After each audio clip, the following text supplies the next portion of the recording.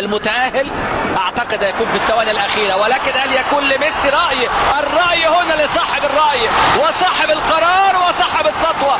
ادي امامنا ميسي، ادي ميسي خلاص انهى الامور، حسب الامور، لان اللاعب ميسي ينقذ دائما يعني ويحفظ باقي الوجه نادي برشلونة. شوف اللمسة، شوف العقلانية والمهارة.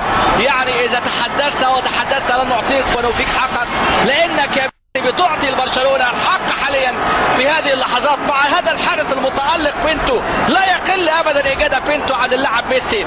ادي امامنا بيكي، وادي امامنا هنا التواضع الدفاعي في اللقطة الماضية والاعادة الخاطئة من ديفيد نافارو مع لاعب لا يرحم ولا يترك هذه الفرص وهذه المحاولات.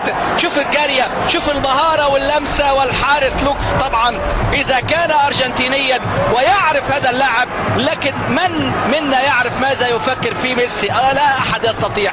ياتي بالغير متوقع، هو بالفعل هنا يشير للجماهير يعني بادب شديد، انت مايسترو، يعني يفعلها المايسترو هنا بهذه اللمسه السحريه. وميسي يضع برشلونه في هذه اللحظات على اعتاب النهائي رقم 34.